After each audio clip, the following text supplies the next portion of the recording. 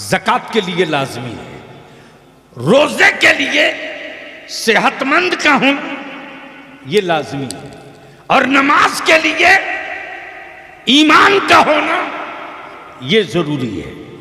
अब तवज्जो चाहूंगा अहले इल्म की, दिल लगाओगे तो बोल दूंगा, ऐसे नहीं बोलोगे तो बोल दूंगा। अरे यार मूड बना दो, बोल दो बोल दो। तवज्जो चाहूंगा अहले इल्म की तवज्जो चाहूंगा। हज़रत थोड़ी सी अपने मुफ्तियाने दीन से गुजारिश करूंगा कि चूंकि नए निकात सामने आए हैं, थोड़ा सा एक्टिव होकर के और सीरियसली नजर रखा जाएगा, ताकि अगर मैं फिसल भी जाऊं तो आप संभाल सकेंगे। बस दिल लगा लें, नमाज के लिए ईमान का होना जरूरी, रोजे के लिए सेहत का होना जरूरी, लेकिन सिर्फ सेहत नहीं, ईमान के साथ सेहत। तवज्जो चाहो, ईमान के साथ सेहत, सिर्फ सेहत नहीं। हज के लिए, ज़कात के लिए ईमान के साथ मालिक निसाब होना, हज के लिए ईमान के साथ साहब इस्तिताअत होना, यानी सब में ईमान लाजमी, सब में ईमान लाजमी। अब ईमान नाम किसका है, बहस इस पर हो जाए। ईमान नाम किसका है? किसी पेड़ का नहीं, किसी जंगल का नहीं, किसी हजरत का नहीं, किसी पहाड़ का नहीं, किसी शहर का नहीं, किसी फर्द का नहीं। फिर ये ईमान नाम किसका है? किसका है? किसका है? तो देख करके तो सब माने हैं, बिन देखे खुदा को वहदहू ला शरीक मान लो।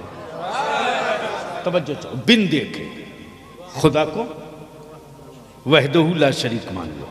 सिर्फ इतने से मसले का हल नहीं, इतने से मसले का हल नहीं, बल्कि इसके बाद भी जन्नत देखे नहीं मान लो, फरिश्ते देखे नहीं मान लो, मलाइका देखे नहीं मान लो, कयामत देखे नहीं मान लो, महशर देखे नहीं मान लो। इतने से भी मसले का हल नहीं, अल्लाह के महबूब मुहम्मदुर रसूलुल्लाह को आखिरी रसूल मान लो। अब इसको इसी जगह रोक लीजिए और गुफ्तगू आगे बढ़े। अब सवाल ये उठता है कि नमाज की का गारंटर कौन है, रोजे का गारंटर कौन है, हज का गारंटर कौन है, ज़कात का गारंटर कौन है? ये बहुत अहम पहलू है। लोग बोलते हैं ना, हजरत मैं नाम भूल गया,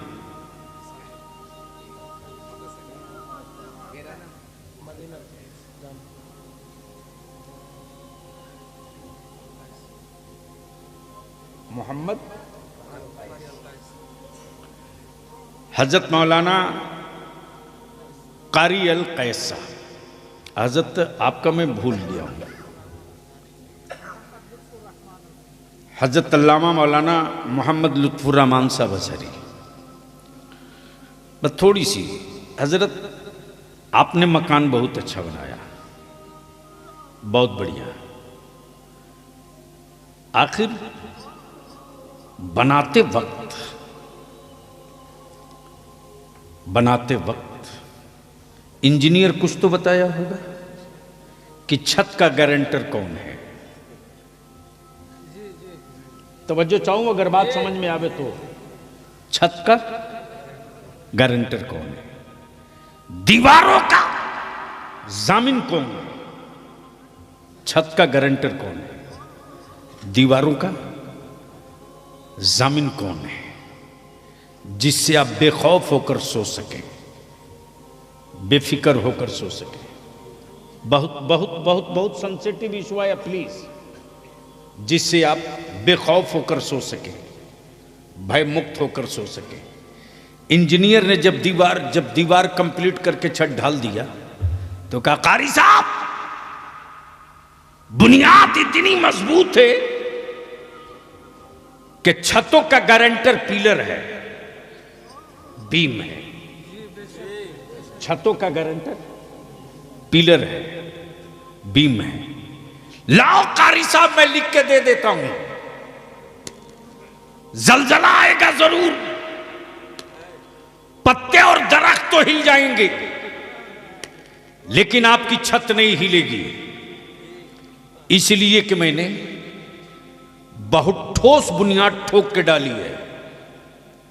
अब दिल को लगा लीजिए, जहन को करीब कीजिए, जहन को करीब कीजिए। छतों की का गारंटर पिलर और बीम,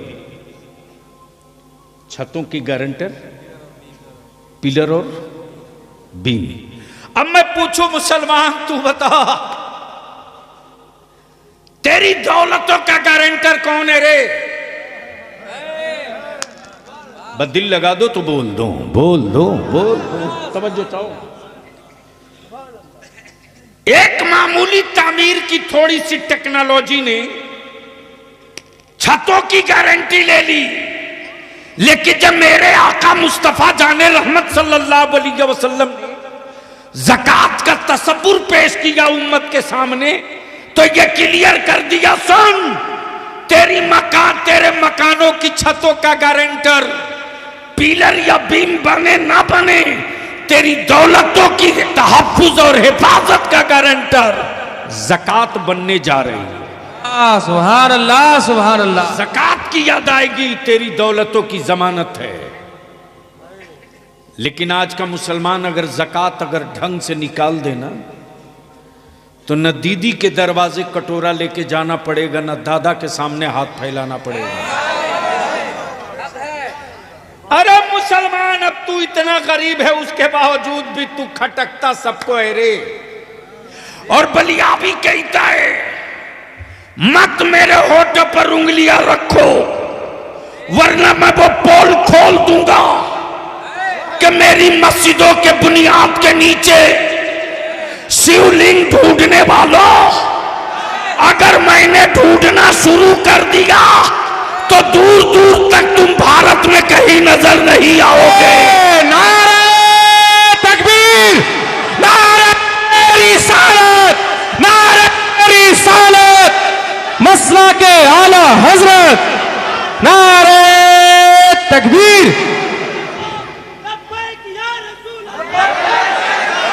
चारों तरफ से हाथ उठाओ, लब्बैक या रसूल अल्लाह, उठाओ हाथ, उठाओ, लब्बैक लगा, जोर से, जोर से। लब्बैक या रसूल अल्लाह, लब्बैक या रसूल अल्लाह, लब्बैक या रसूल अल्लाह, लब्बैक या रसूल अल्लाह, लब्बैक या रसूल अल्लाह। मैं पूछना चाहता हूं, अगर तुम ये कहते हो कि सबसे पुराने तुम हो, तो बता दो जरा कि जब इतने पुराने तुम हो तो फिर हमारी मस्जिदों में तुम्हारे लोग पनाह क्यों लिए हुए थे? बच्चों से पनाह क्यों लिए हुए थे? इसलिए एक मस्जिद तो चली गई, बाबरी मस्जिद। भारत में अब कोई दूसरी बाबरी मस्जिद बनाने की गलती करेगा तो याद रखो, बलिया भी हुकूमत से लेकर उन गुंडों को भी कह रहा है, अब तक तारीख में एक करबला पड़ा गया था, भारत के हर गली में करबला नजर आएगा। सुभान अल्लाह, सुभान अल्लाह।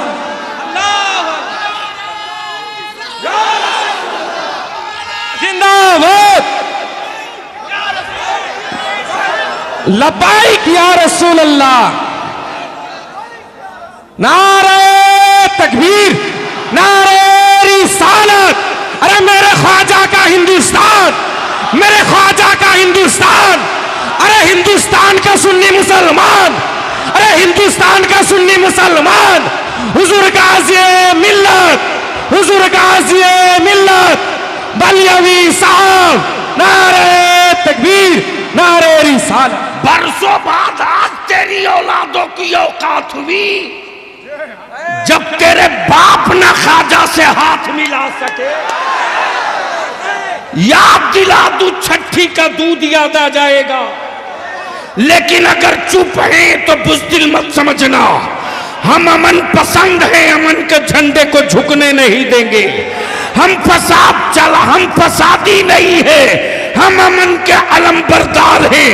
हमने औलादों को सब्र सिखाया है, हमने अपने बच्चों को शुक्र सिखाया है, हमने अपनी औलादों को मोहब्बत और मरुब्बत सिखाया है। और यही वजह है कि कुफ्र मुंह तकते रह गया, इस्लाम छप्परों में दाखिल हो गया। लेकिन याद रखना,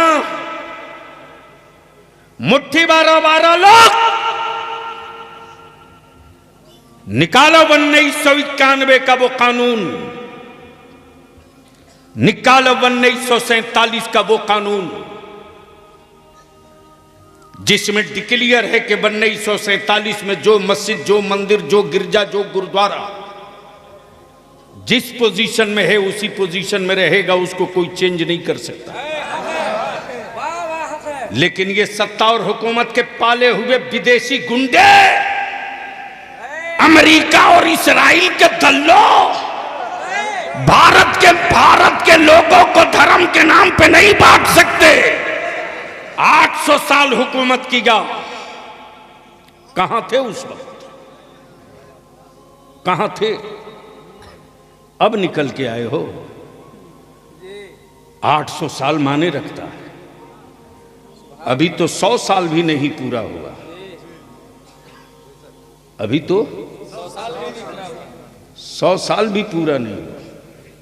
कितने टुकड़े कर दिए। 800 साल जब हमारे बाप दादा ने हुकूमत की तो पाकिस्तान को वजूद में नहीं आने दिया, बांग्लादेश को कहीं से निकलकर अलग नहीं होने दिया, पेशावर से आगे बढ़ तो तन्हा तन्हा भारत वो मुल्क था। अगर चाहता तो आलमगीर औरंगजेब नाम बदल सकता था, नाम बदल सकता था।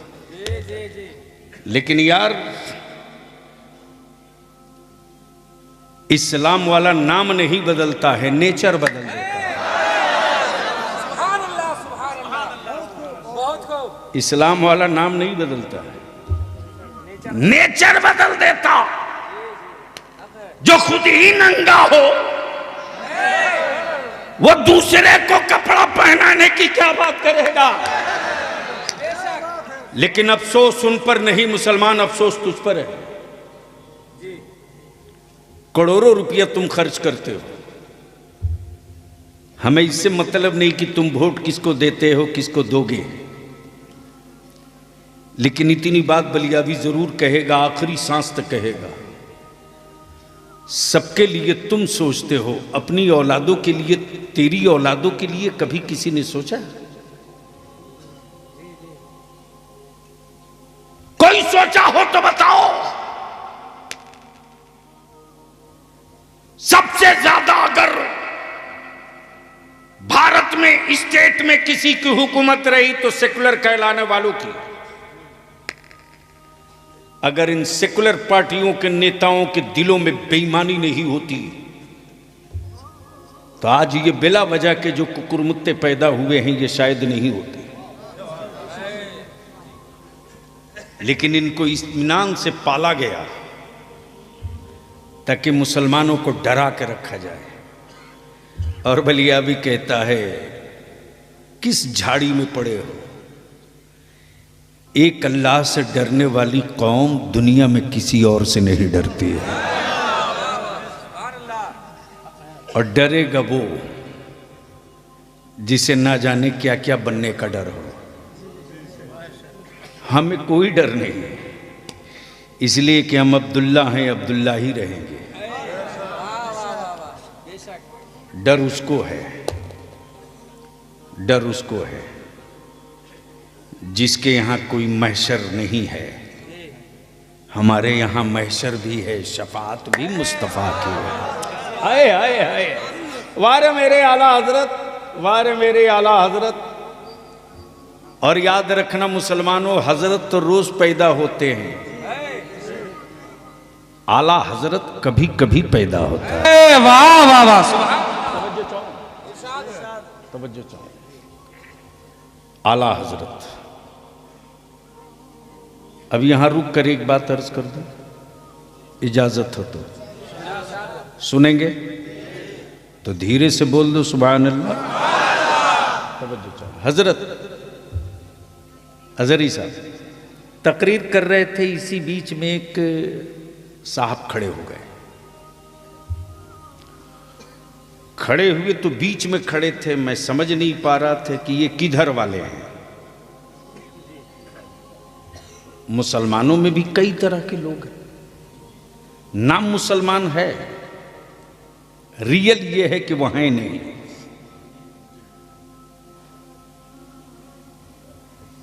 तो मैंने कहा बड़े साहब जरा बाहर निकल आइए। तो जैसे ही पैजामा पर नजर पड़ी तो मैं समझ गया ये किधर वाले हैं।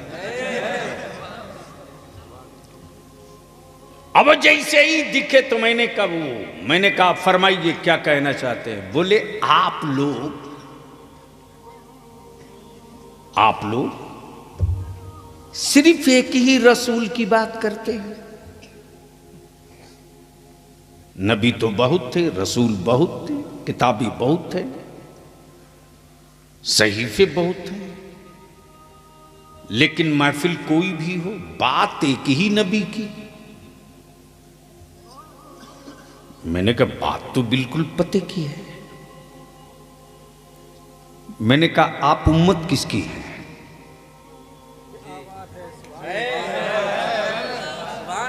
जोर से बोल दो, तवज्जो चाहो। बोले मोहम्मदुर रसूलुल्लाह की। मैंने कहा तो आप तो नारा तुझको लगा ही देना चाहिए, मैं उसी नबी की बात कर रहा हूं। वाह वाह सुभान अल्लाह। अंदर का खोट और अंदर का पाप बाहर आ गया। बोला कि फातिहे की महफिल आपके यहां होती है। मैंने कहा आपके यहां नहीं होती। तो कोई जवाब ही नहीं दे रहा। मैंने कहा मेरे यहां एक फातिहा नहीं है, रोज फातिहा है। अमन नमाज बगैर फातिहे की नहीं है। जोर से ओए, जोर से सुभान अल्लाह। सूरे फातिहा पढ़ना ही पड़ेगा। जैसे ही मैंने कहा कि प्रॉब्लम बताइए बड़े साहब, दिक्कत क्या है एक ही नबी से? हमारा अकीदा और ईमान यही है कि वो अव्वल भी है आखिर भी है। तवज्जो चाहो। वो बकिया जितने हैं सब बीच के, वो अव्वल भी है आखिर भी है, वो इब्तिदा भी है, वो इंतहा भी है। तवज्जो चाहूंगा ले लिए। बोला नहीं बात तो ठीक है, लेकिन महीना मुहर्रम का हो तो उसी नबी की बात, जमादिल अव्वल हो तो उसी नबी की बात, हज हो तो उसी नबी की बात। मेरे कहने का मतलब यह है कि एक ही नबी की बात बार बार क्यों? आप लोगों का मन नहीं उकताता है? बंगला में क्या बोलते हो उसको?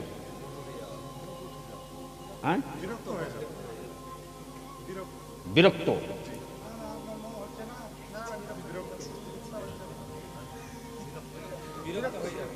यानी आज भी हमारा देश जब इटली के लिए हाई कोर्ट में केस लड़ सकता है, नहीं मालूम है तो सुन लीजिए आप लोग। रसगुल्ला का मुकदमा कोर्ट पहुंचा हुआ है। बंगाल वाला बोलता है रसगुल्ला हमारा है, तो उड़ीसा वाला बोलता है नहीं बाबा ये हमारा है। अब सोच सकते हैं तो बिहार वाला क्यों पीछे रहे? वो भी बोल दिया लिट्टी पर भी लड़ाई होगी।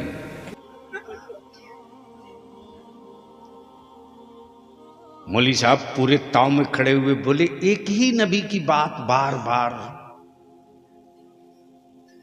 मेराज की रात हो तो उसी नबी की बात, रमजान का महीना हो तो उसी नबी की बात, तीजा 40वां हो तो उसी नबी की बात, जुमा की तकरीर हो तो उसी नबी की बात। बार बार एक ही नबी की बात करते हैं। मन नहीं घबराता है? मैंने कहा बड़े साहब आपकी उम्र कितनी हो गई? तो बड़े मियाँ बोल पड़े, मेरे क्वेश्चन से मेरी उम्र का क्या रिश्ता है? मैंने कहा जवाब इसी के अंदर है, इसलिए कि पल्ला आपको उससे पड़ गया है जो खांटी खांटी खूंटा ठोक कादरी है। समझो चाहूं बड़े मियाँ आपका एज कितना हुआ? बोले 60 साल। कितना? 60 ईयर्स। मैंने कहा एक बात बताओ बड़े साहब, पानी पीते हो?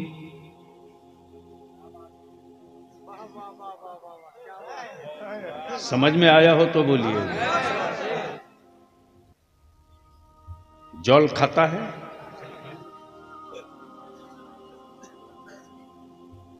भला साहब कैसी बात करता है?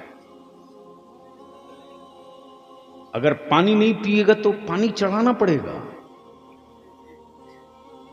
मैंने कहा कभी चढ़ाना भी पड़ता है, कभी पानी उतारना भी पड़ता है। आज चढ़ेगा नहीं, आज उतरेगा। आज चढ़ेगा नहीं, तवज्जो चाहूं, उलमा समझ गए, आज चढ़ेगा नहीं। कितने दिनों से पी रहा हो बड़े साहब? बोले अरे साहब मत पूछो, जब से मां का दूध पी रहा हूं तब से पानी पी रहा हूं। मैंने कहा भात खाते हो कि नहीं? बोला कमाल है, भात छोड़ देगा तो कब्रिस्तान जाना पड़ेगा। मैंने कहा कब से खा रहे हो? बोला जब से खाना शुरू किया तब से खा रहा। पकड़ लिया गर्दन और टिटुआ। मैंने कहा हरामखोर, 60 साल से पानी पी रहा, वही एक ही पानी।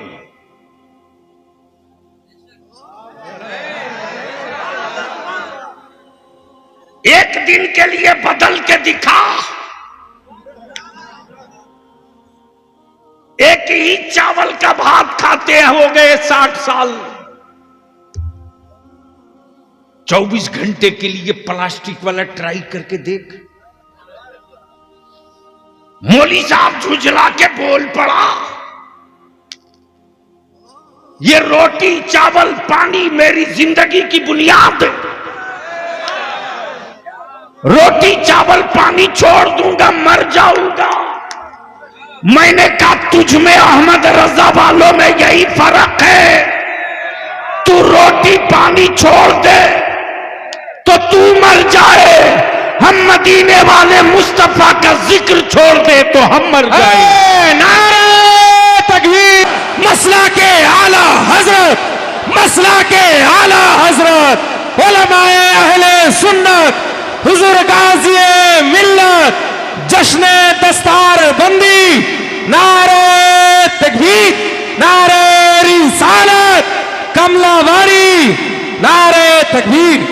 अल्लाहुम्मा सल्ली अला सय्यदिना मौलाना मुहम्मदिन बारिक वसल्लिम सल्लु अलैहि सलातुम व सलाम अलैका या रसूल अल्लाह। बस यहीं रुक जाओ, यहीं रुक जाओ। कमलाबाड़ी और फूलबाड़ी के ईमान वालों यहीं रुक जाओ। आज के इस तारीखी इजलास में आने वालों, मान लो शरीर है, जिस्म है, हाथ भी है, आंख भी है, सर भी है, पैर भी है, सब है, सब है, रूह नहीं है। रूह नहीं है। हाथ उठेगा, बोल बोल बोल बोल, जबान बोलेगी, आंख देखेगी, पैर चलेगा, दिमाग सोचेगा, दिल धड़केगा, नसें हरकत में होगी। क्यों? सब तो है, सिर्फ एक ही चीज तो नहीं है जो दिखती भी नहीं। तवज्जो चाहूं, जो दिखती भी नहीं, वही नहीं है। हाथ है दिख रहा, पैर है दिख रहा, सर है दिख रहा, आंखें हैं दिख रही, जबान है दिख रही, रूह दिख नहीं रही, लेकिन है नहीं, है नहीं। बोलोगे तो बोल दूंगा। और रंग में आके बोल दे, बोल दे। मैंने कहा जरी साहब है तो सब कुछ, है तो सब कुछ, सिर्फ रूह ही तो नहीं है। बोलिए ना, आंख देख क्यों नहीं रही, हाथ उठ क्यों नहीं रहा, जबान बोल क्यों नहीं रही, पैर चल क्यों नहीं रहा? तो अजहरी साहब बोल पड़ेंगे सब हो, रूह ना हो तो न पैर किसी काम का, न हाथ किसी काम का, न आंखें किसी काम की। रूह के बगैर जिस्म बेकार, यही से मसल के आला हजरत का अकीदा बोल पड़ा। रूह के बगैर जिस्म बेकार, हुजूर के बगैर सारी इबादतें बेकार। वाह वाह वाह वाह।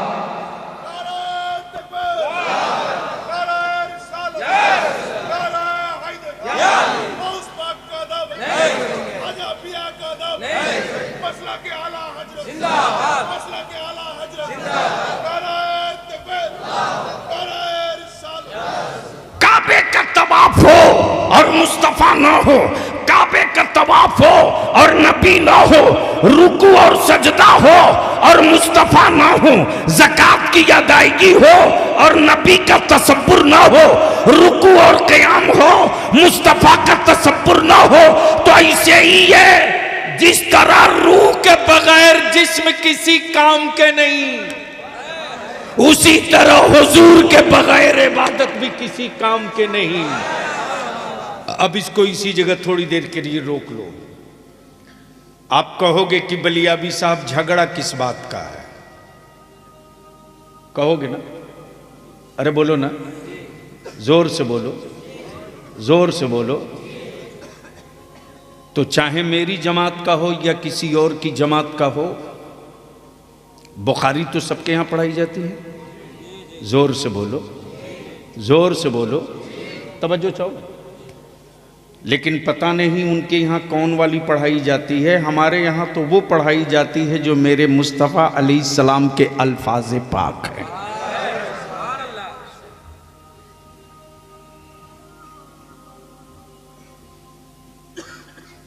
बैठ जाओ, बहुत अच्छे आदमी, एक दो को और साथ लेके चले आना।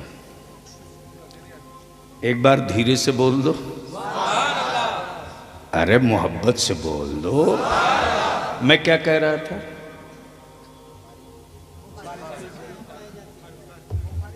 आए हाय हाय हाय, वाह वाह वाह वाह।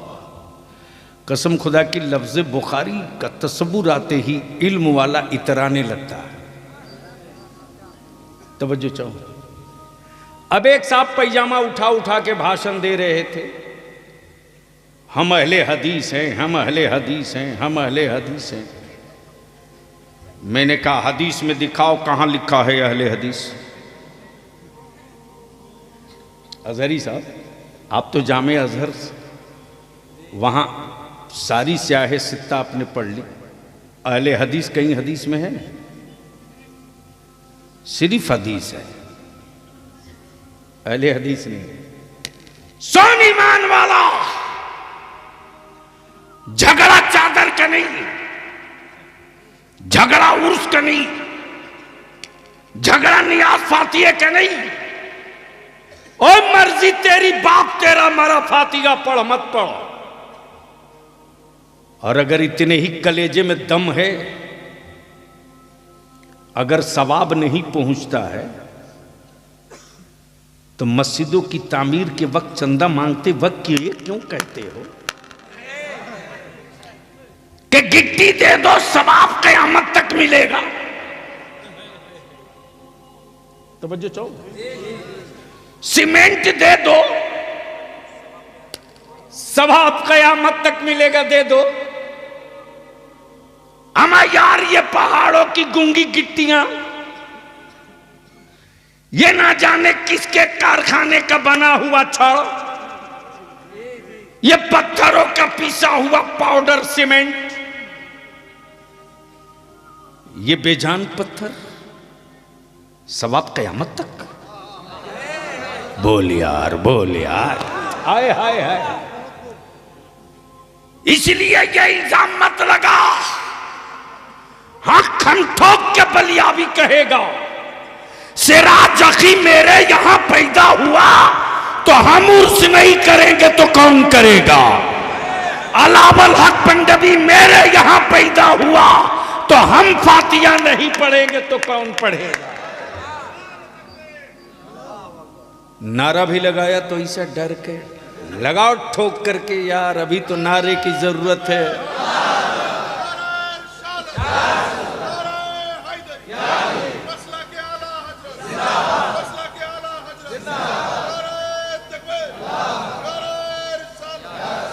ईमान वालों, इस वक्त खुफिया मीटिंग कर लड्डू बांटने की तैयारी हो रही है, सोशल मीडिया पे देख लेना।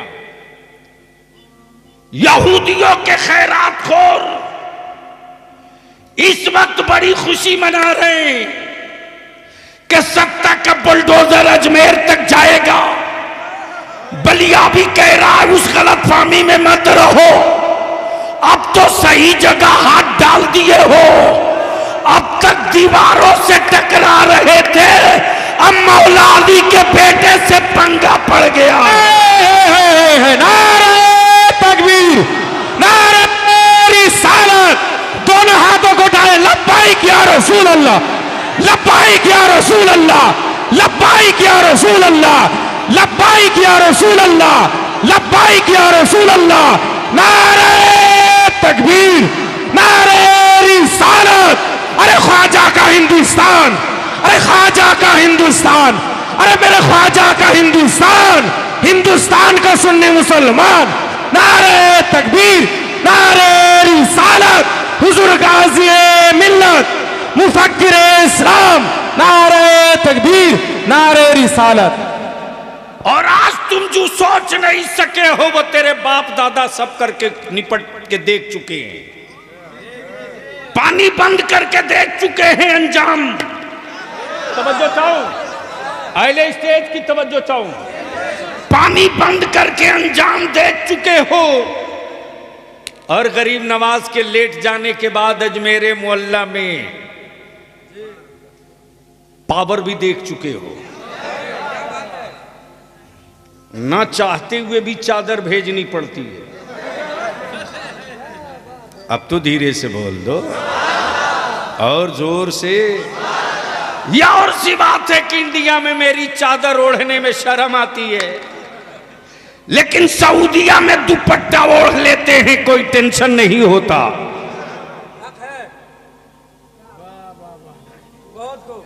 अगर समझ गए हो तो बोल दो। तवज्जो चाहूं, दिल लगाओ। बाकी जिंदा और सलामत और बाहर रह गए, इसलिए कि इस वक्त कई सूबों की हुकूमत हम पर मेहरबान है। हम भी फ्री प्लान तैयार हैं। इधर आप प्यारे हुनर आजमाए तो तीर आजमा, हम जिगर आजमाए। देखता हूं कितने मुकदमे लिखते हो, लिख जाओ। फाइनल टच हम ही देंगे। तवज्जो चाहो, दिल लगाओ। तो झगड़ा न चादर का, न उर्स का, न संदल का, न गागर का, फिर है किसका? सवाल सवाल। जैसे ही फूलबाड़ी इकट्ठा हुआ, कमलाबाड़ी, फूलबाड़ी, और भी कोई नाम है हजरत? यानी दोनों मिलाकर एक है, एक है। यानी पूरब पश्चिम 1 2। बंगाल में एक ब्लॉक ही नहीं है। यानी इतना डेवलप किया कि एक ही वीडियो पर 2-2 ब्लॉक को कवर किया जाता। लेकिन जो बेचारे, जाहिर सी बात है, लेकिन बिहार में रिजल्ट पढ़िए, देखिए। तेरे एक बलियावी ने सिर्फ हल्का सा टच किया, हल्का सा। हर साल 30, 35, 40, 2 साल पहले 60 BDO, CO, additional collector, DSP, दारोगा हर साल पैदा होते हैं। इसलिए कि बलियावी ने बिहार में गर्दन पकड़ाया नहीं है, नस पकड़ रखा है। मैंने तो कई बार कोशिश की और फिर आज मैं अपने उलमा से अपील करूंगा। मुत्तकीम साहब हैं कि चले गए हैं? दारुल उलूम के जो कमेटी वाले हैं, वो जो सामाजिक और वेलफेयर के लोग हो, वो सब लोग सर जोड़ के बैठो। मुसलमान सिर्फ 2 काम कर दे 5 साल के लिए, 2 काम। अपनी कमाई हुई दौलत की सही ज़कात निकाल दे और निकाह को सस्ता कर दे और इसी पैसे को बचाकर अपनी औलादों को पढ़ा दे। 6ठे साल में हुकूमत से भीख नहीं मांगनी पड़ेगी, तेरी औलादें छाती पर चढ़ करके अपना हिस्सा ले लेंगे। लेकिन यह कहने में बलियावी को बड़ा दर्द होता है रे, बहुत दर्द होता। जब मुंबई जाता हूं तो हमारे बच्चे सिर्फ एक काम करते हैं, मकानों में इंटीरियर का, मकानों में इंटीरियर का। 30 मंजिला 20 मंजिला बिल्डिंगों पर रस्सा पकड़ के लटक कर हमारे बच्चे अपनी जिंदगी को रोज दांव पे लगाते। हुकूमत में बैठे लोगों को शर्म नहीं आती, इसलिए कि वो जान रहे हैं कि मुसलमान तो विकलांग हो चुका, जाएगा कहां।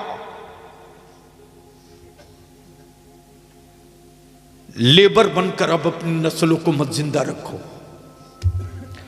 मजदूर बनने के लिए तुम पैदा नहीं हुए थे, हुकूमत करने के लिए तुम जन्म लिए थे। हुक्मरां कौम आज मजदूर बन गई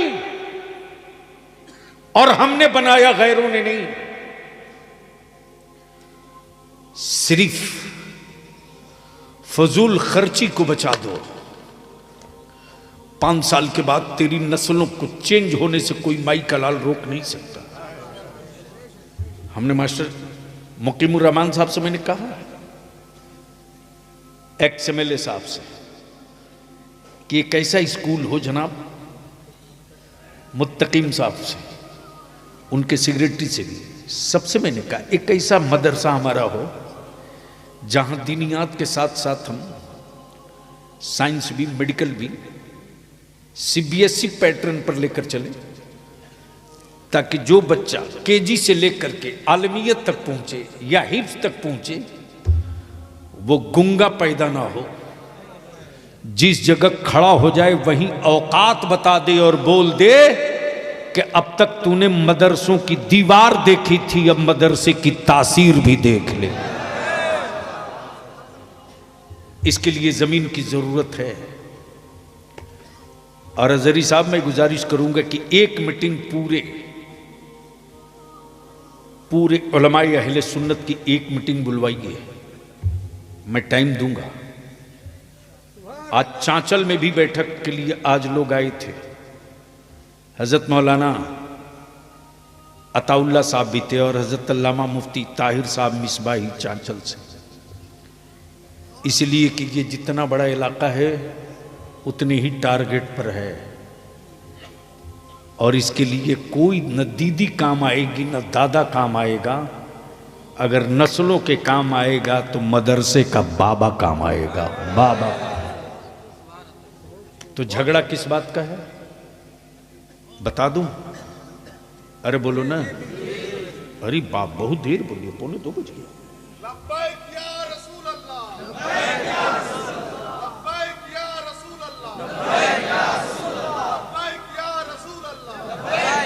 बस आखिरी हिस्सा गुफ्तगू का है, न चादर का, न उर्स का, न संदल का, न फातिहे का, न नियाज का। मर्जी आपकी, बाप आपका, फातिहा पढ़ो मत पढ़ो, मां आपकी गुजर गई, नियाज करो मत करो। और ये फातिहा, नियाज, चादर न उर्स न फर्ज है न वाजिब है, क्लियर। और झगड़ा इसका नहीं है। झगड़ा है किसका, उसको हल्का करके समझा दो।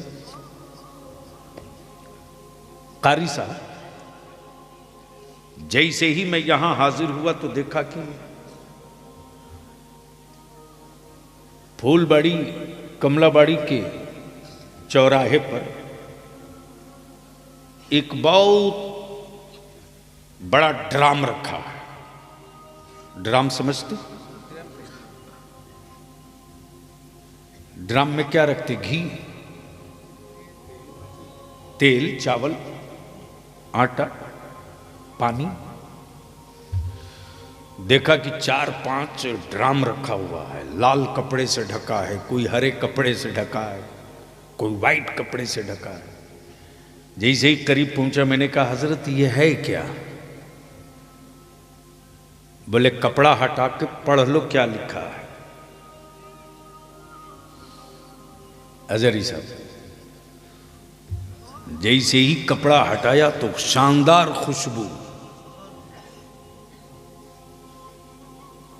केवड़े की। जब झांक के देखा तो कुछ सफेद कुछ लाल,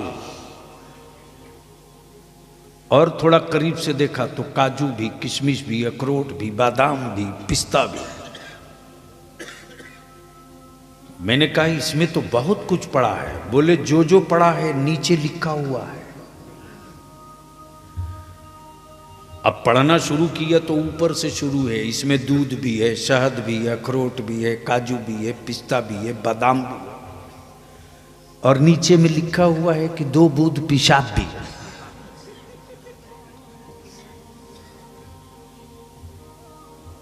बहुत दिल लगा ना।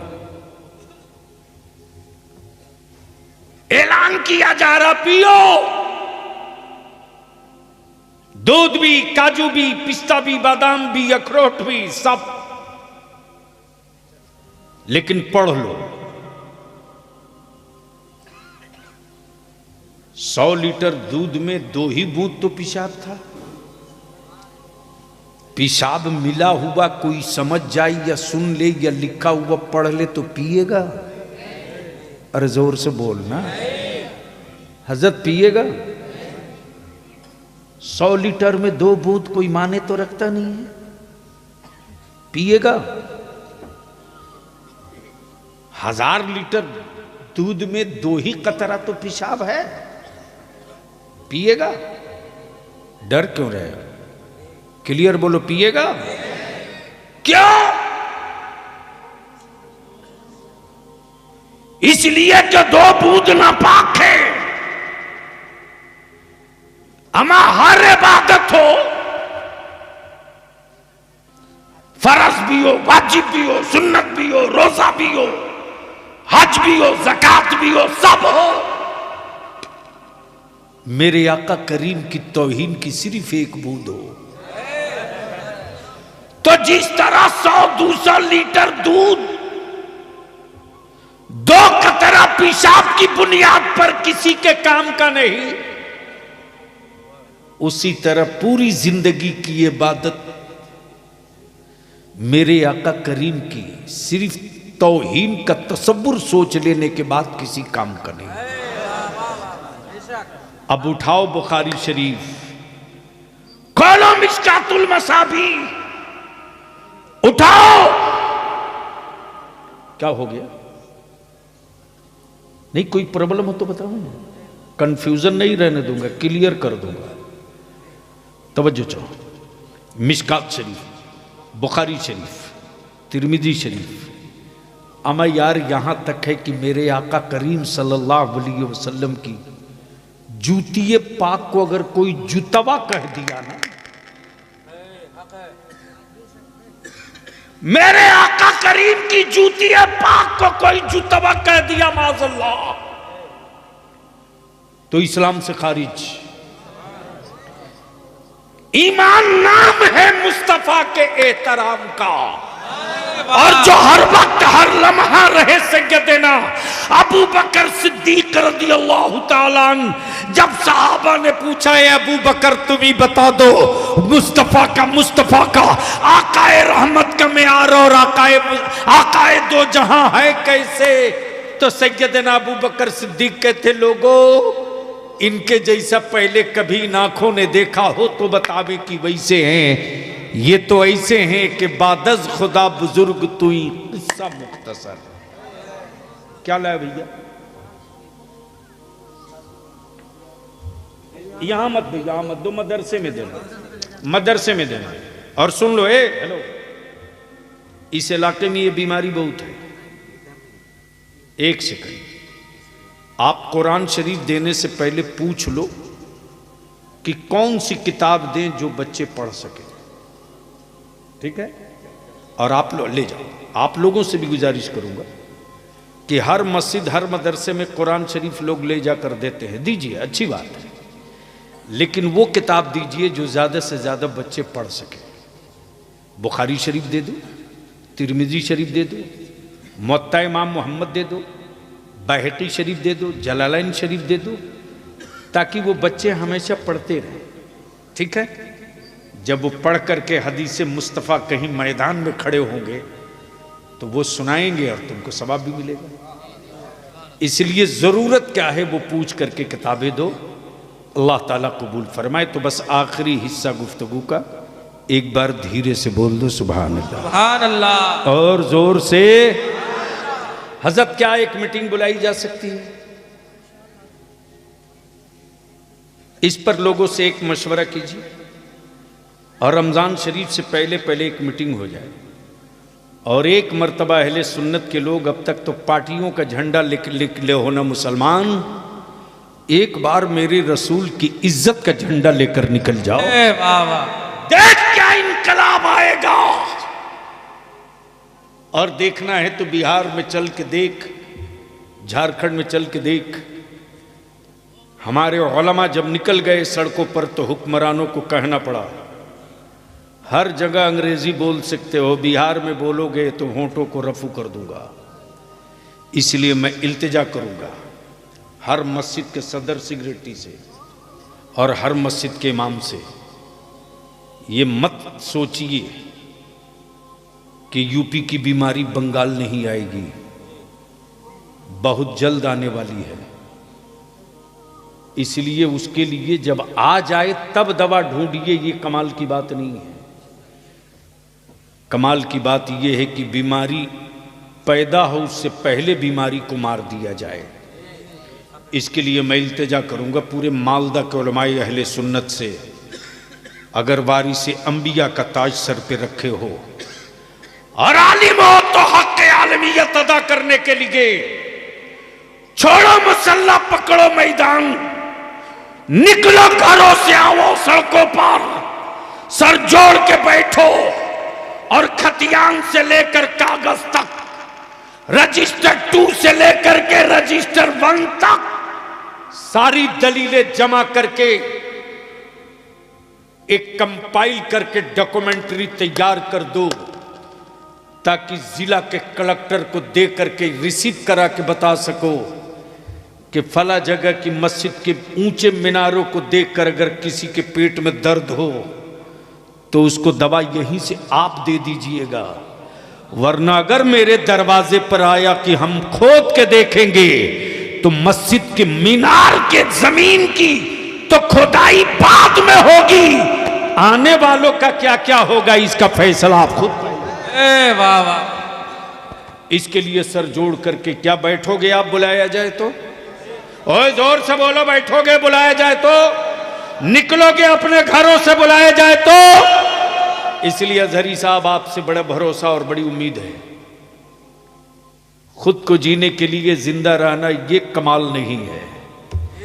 मेरे मरने के बाद मेरा जनाजा धूम से निकले ये जिंदगी का कमाल है। वाह वाह वाह वाह, इसलिए कि वो जनाजा ही नहीं यार जिसके गुजरने के बाद गलियां ना वीरान हो जाएं।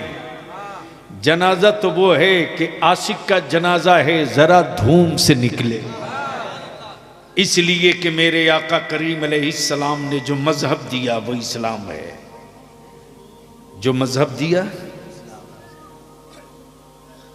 और इस्लाम जिससे पहचाना जाता है वो मुसलमान है। और मुसलमान वो है जो सूद नहीं खाता है।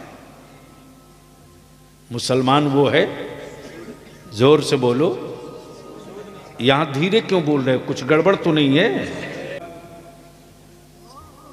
कई फॉर्च्यूनर लेके पहुंच गया। मैं पूछा यार इतने दुबले पत्ता मौलवी के लिए इतना फॉर्च्यूनर? एमपी रहे तो भाड़े की गाड़ी से चले, ये फॉर्च्यूनर लेके 4-4, 5-5 क्यों आया? तो एक मौलाना थे, बोले हमारे इलाके का सबसे बड़ा आदमी है। मैंने कहा होगा यार, इससे मेरे को क्या मतलब, जरूर गलत कारोबार करता होगा यार। जब तह में गया तो पता चला कि जनाब सूद का बड़ा कारोबारी है।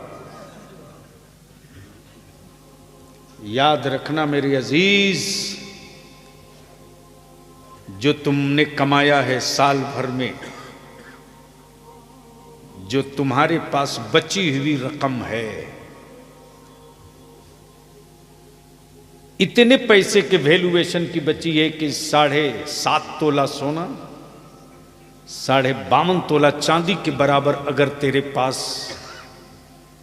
कैश हो, या 7.5 तोला सोना या 52.5 तोला चांदी की कीमत या चांदी हो, तो आप पर ज़कात वाजिब है। और सैकड़े में 2.5 रुपया आपको देना लाजमी है। रमज़ान का महीना सामने आ रहा है, अपनी कमाई का हिसाब करके एक जगह इकट्ठा कर लो। मकानों की छत की गारंटी, पिलर और बीम है, तेरी दौलत की हिफाजत की गारंटी ज़कात है।